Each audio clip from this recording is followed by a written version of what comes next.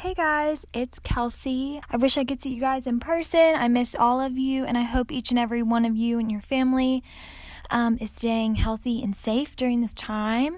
Today I'm going to be talking about chapter 15, which is the intersection of career and non-career issues. So first, I wanted to start with a little bit of the history. So I'm going to talk a little bit about Haverkamp and Moore.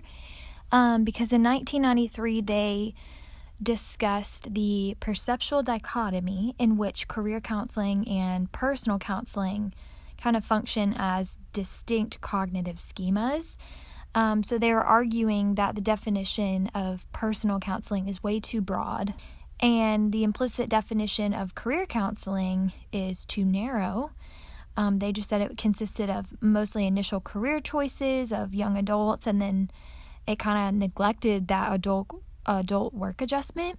And moving on to Gold and Scanlon and Lucas in 1993, their research suggested that it was unwise to view clients with career issues as different from those who just had personal issues, and that they probably experienced the same level of psychological distress. And also clients might be less well served or less satisfied with career counseling when personal issues are evident but not addressed. And that's kind of what John Tunin in 2006 attributed to this idea. And then Hackett in 1993 noted that we are undoubtedly doing our clients a disservice by any attempt to neatly compartmentalize their lives, which I completely agree with. And then lastly, the kind of big piece here is from Brown and Brooks in 1985. And they made a really crucial point, and they said although practitioners can't be, skilled career counselors, all of them should become skilled in recognizing a situation where career counseling is the move for the intervention, is appropriate. And so that also is definitely an important piece of this because, again, like we've kind of talked about with these different researchers, is that if there's an area that is neglected that maybe has to do with career, and somebody is just coming in with personal issues, those could be rooted in career issues. And moving on to career and non-career issues, how work affects our mental health. So the experience of work itself may influence, an individual's mental health and be the actual reason that somebody enters counseling, or just like an underlying reason for other concerns. So that could be a physical or health issue. So some common issues are job stress, work and non-work conflict, dissatisfaction with work, unemployment, and underemployment.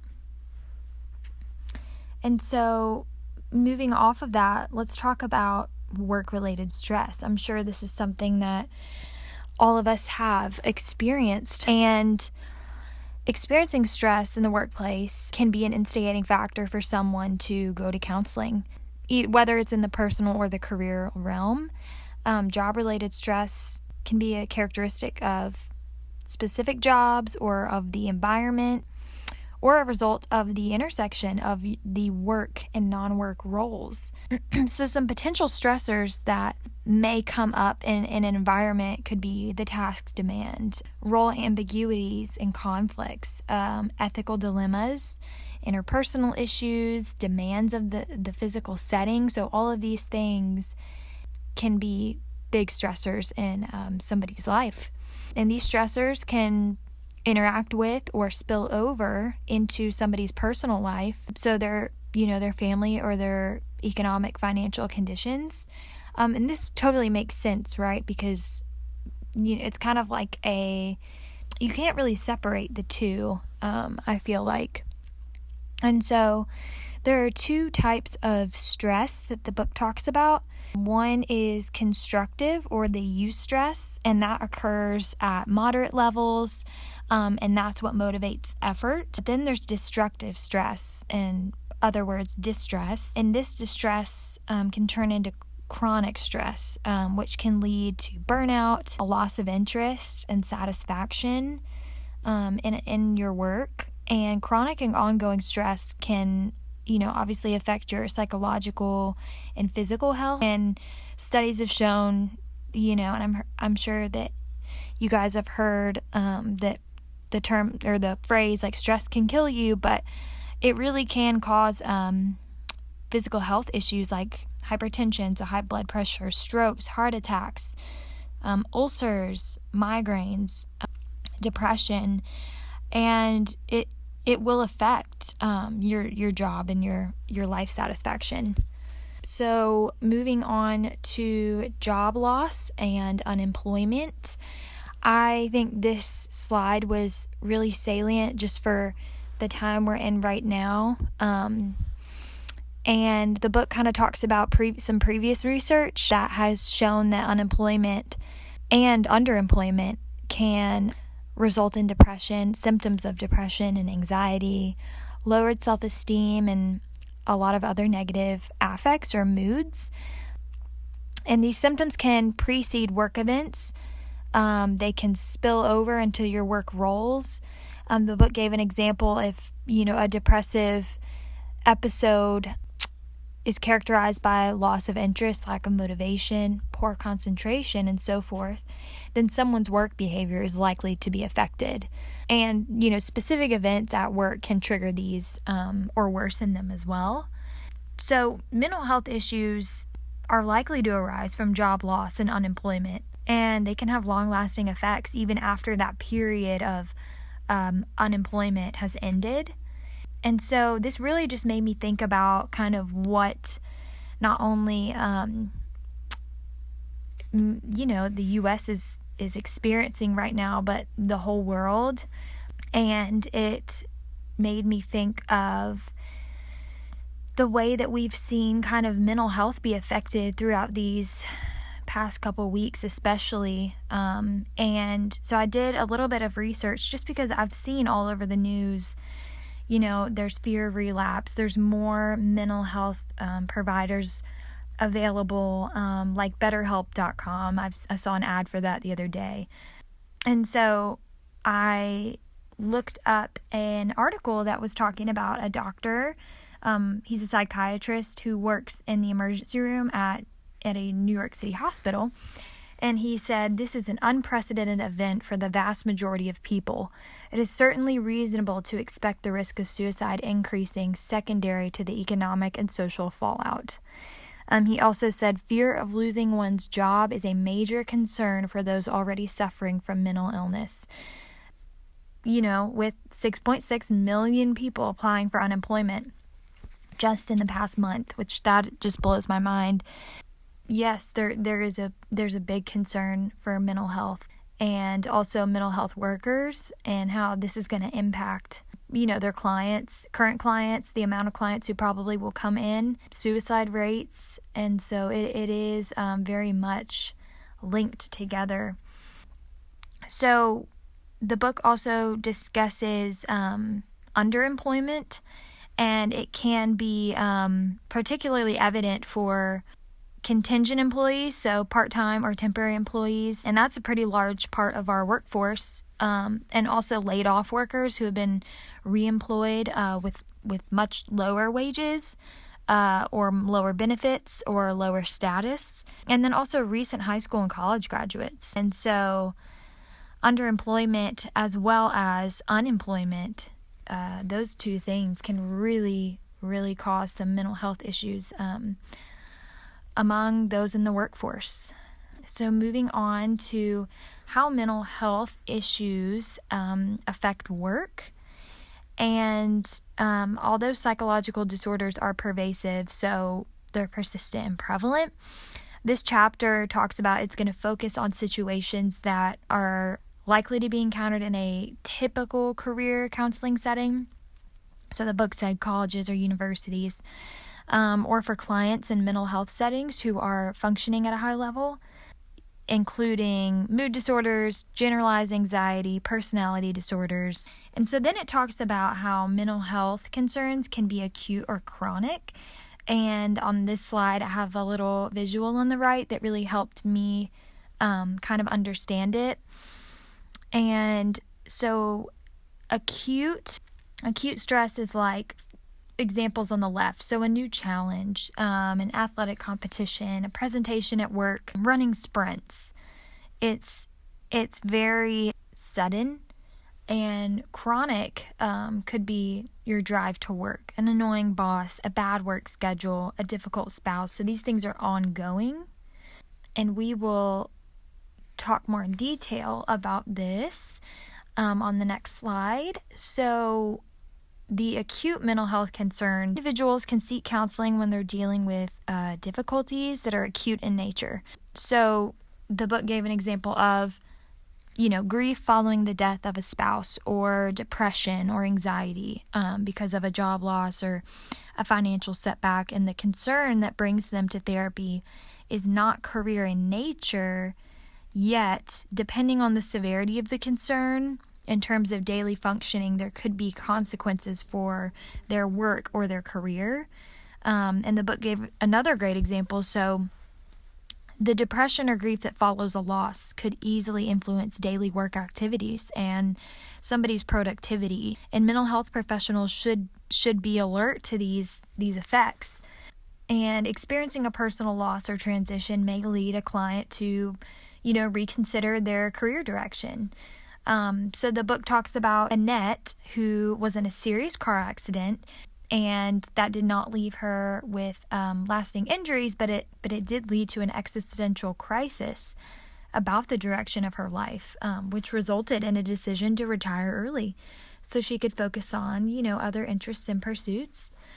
So when clients are not pursuing, career counseling per se, it could be easy for a counselor to overlook a career or work-related issue, but it's really important to consider the whole person. And Zunker in 2008 really honed in on that idea. And then Juntunen in 2006 added that mental health professionals need to be encouraged to routinely focus on a client's current functioning in the work and career domain, regardless of the nature of their presenting concern. So, counselors need to be including questions related to their work on those intake forms beyond occupational title or employer. She suggested that, satisfaction with work and concerns about work need to be included, and that therapists need to discuss that interaction of the work and life role with the client and explore that meaning of work with the client. And we will move on to chronic mental health concerns. So we talked about acute, so chronic, and before I jump into this, the book did say that it says it's beyond the scope of the chapter to address chronic mental health concerns in depth, but it is important to acknowledge their impact and interaction with career issues. And so they began this section with that and talked about how practitioners and as counselors we're going to encounter chronic mental health concerns, whether it's mild or severe, whether clients are seeking career or non-career counseling. And individuals with moderate to severe mental illness have to cope with that stigma that's associated with their illness. And there are barriers and misconceptions that do come with that. And again, mental health issues can increase the likelihood of a job loss, unemployment, underemployment, but they're not always recognized as a contributing factor to that. So the common mental health issues noted in the previous section when we talked about acute conditions and concerns, they can also be chronic in nature. For example, depression, social anxiety, general anxiety, things like that. And another type of chronic mental health issue is a personality disorder. So there's been a little bit written about personality disorders and career counseling, but the book just talks about how it seems clear that there would be an implication on somebody's career because of this. And so personality disorders, affect career decision making, on the job performance, occupational success, occupational functioning. So this can include reaction to a job loss, on the job pressure, maybe, how individuals deal with acute stressors, managing their time, relationships with coworkers, all of those things. And characteristics of personality disorders can affect a client's behavior in the counseling session and with their relationship with their counselor in that relationship. So depending on the diagnosis, those with personality disorders can be seen as kind of emotional or erratic or kind of just odd or weird. So these things are very important when discussing career counseling. And moving on to the implications for career counseling. So there's kind of 3 main sections. And the first one is talking about Gwendon and Giordano's addition to these implications. So in 2012, they were discussing career counseling as primary, secondary, and tertiary or tertiary intervention. And they define career counseling as a primary intervention when it is used to prevent threats to somebody's mental health, and then when it moderates effects of existing mental health concerns by identifying and treating work-life issues, they consider that a secondary intervention. And when it may be suitable in conjunction with mental health counseling, they identify that as a tertiary intervention. So the example the book gave was they identified career counseling as a primary intervention for depressive and anxiety disorders, job loss issues, reactions to work stress, and then it was viewed as a secondary intervention for the additional presenting concerns of severe mental disorders, so substance abuse, personality disorders. And for clients in a mental health or private practice setting, this is a good way to think about how career counseling is a distinct type of intervention and can be integrated with counseling that focuses more on the presenting concern. So I like the way that Gwendon and Giordano kind of integrated everything together, and their levels of intervention, I think, really fit well with their descriptions. And so Robitschek and DeBell came out with a similar framework in 2002, and they proposed that vocational or career issues should be considered as primary issues or contextual factors in counseling. And they argued that a new perspective was needed on counseling, and vocational issues needed to provide another facet to understanding the life roles and complex contexts that people live in. So instead of defining counseling as a career or personal session, clients need to bring primary issues and contextual factors to counseling. So some clients would have primary issues that are vocational or have to do with their career, and the counselor explores other contextual factors relevant to those issues. And then for some clients, career or work issues would be among the contextual issues surrounding the primary issue that is non-vocational. And so these two kind of separated primary issues and contextual factors into 2 separate categories, and then said, career issues and personal issues are going to fit in either one, and it can be one way or the other way. So a client could come in with a career issue, but hey, also personal issues need to be looked at, and vice versa. And then that third approach by Bluestein and Spengler in 2006 and 1995 is the domain-sensitive approach to counseling. And the goal was to improve adjustment and functioning within both the career and the non-career realms. So counselors would make decisions about where to intervene based on their judgments about the origin of the client's presenting concerns. So, the counselor would really conceptualize what they thought, and then determine the most accessible place to intervene with the client. And in addition to these three kind of main contributors, various different authors have offered other suggestions on how to integrate like work and personal issues within the counseling field. And so all these perspectives are going to require a broader view of career counseling.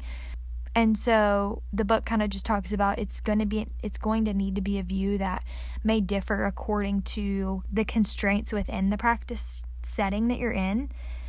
So it gives the example, in a university counseling center that incorporates career and academic concerns as a part of its mission. Career and non-career issues might naturally kind of be combined. And if a student comes to the center with depression as a primary concern, it's likely and warranted that a counselor might address how the client's depression is affecting, their academic work or career plans, and then vice versa. And I'm an academic coach at the University of Memphis, and I can say firsthand that this is definitely true. I definitely see students who are struggling in school, and at 99, I wouldn't say 99, but I would say from my students that I see, 90% of them, it is a personal issue that is causing the school or work issue. So I definitely agree with that. And so kind of closing the chapter, so how do we apply these career and non-career frameworks?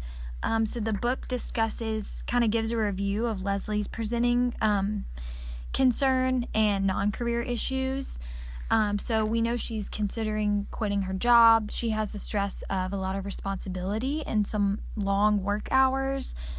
She reports her dissatisfaction has been accumulating for a few years, but it's really increased because of recent work events. She continues to enjoy certain aspects of teaching, and she does feel like she's a good teacher. She's still unclear on whether or not she's going to quit her job, and if she does, whether she's going to look for another teaching position or a new career.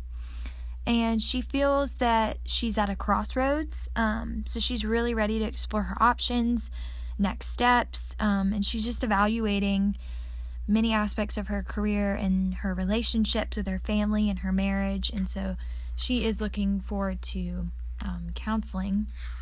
And so conceptualizing her work and non-work concerns, the book had 5 major points, or I would say aspects of Leslie's life that could be characterized as non-career.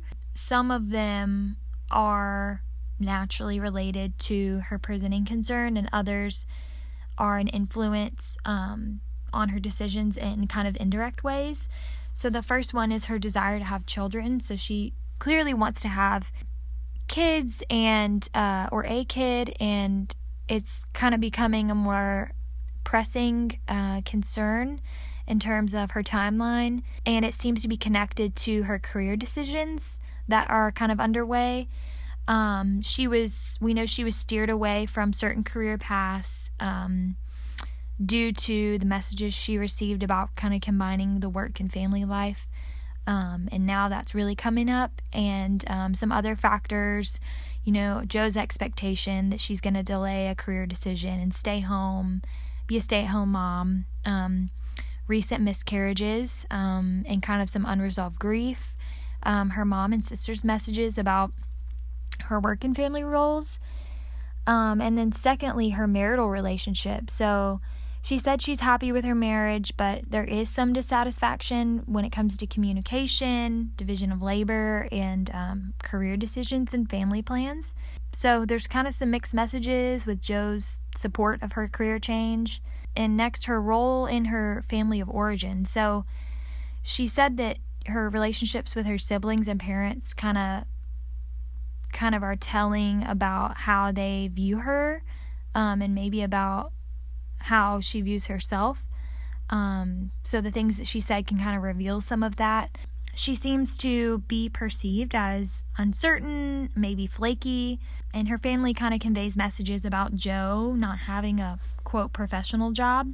Another aspect is the role of others in her career decisions. So some of her career and educational decisions have been influenced by her relationships with others. So, these decisions may have led her in a productive direction, but it could be a good thing to discuss with her the pattern of her decisions when it comes to kind of what motivates them. And lastly, how she copes with job stress. So she talked about her first job and about how it was really lonely, the one after college, and she broke up with her boyfriend, moved to be near her family. Says her current job is less stressful, but it does offer fewer rewards. So she says there's aspects of her job that are related to stress, and so you could explore her coping mechanisms in counseling and kind of talk about that spillover of stress between work and home. So that's kind of how this chapter integrates this information with conceptualizing Leslie's concerns.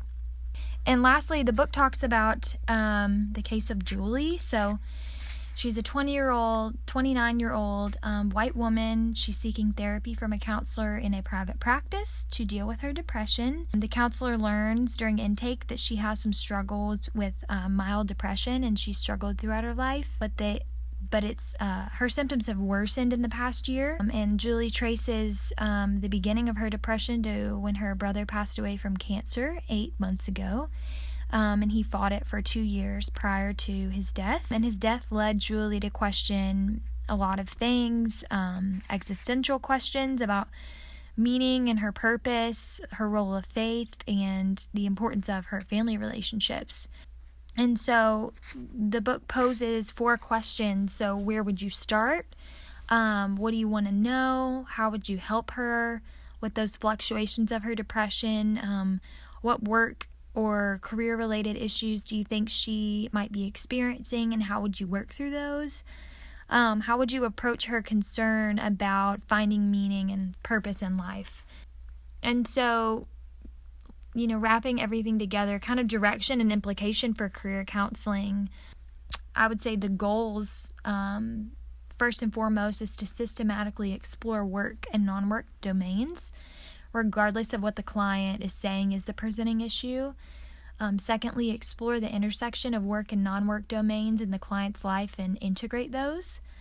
And ensure that when the client seeks personal counseling, work and career issues receive attention and vice versa. So it's really just about integrating the two and knowing that, they're probably connected in a lot of ways. And as far as interventions to integrate these career and non-career issues begin at the very outset of counseling. So when the client first defines that presenting issue and the counselor does that intake interview. So Juntinen's suggestion in 2006 that we talked about earlier. So applying that to Leslie and Julie, you might ask about their level of satisfaction with work and any concerns about work.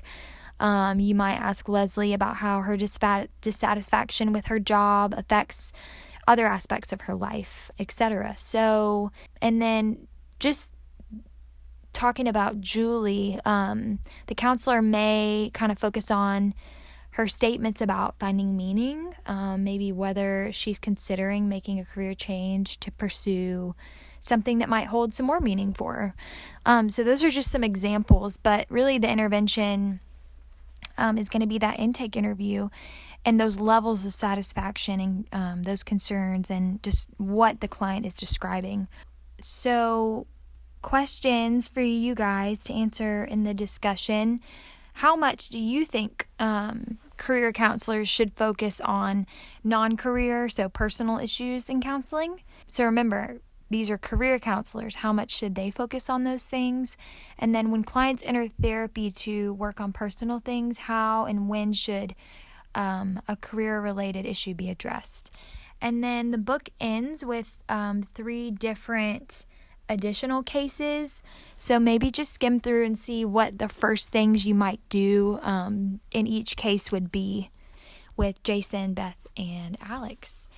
And that is all I have for you guys. I hope that my explanation made sense, and feel free to ask me any questions that you have. Bye.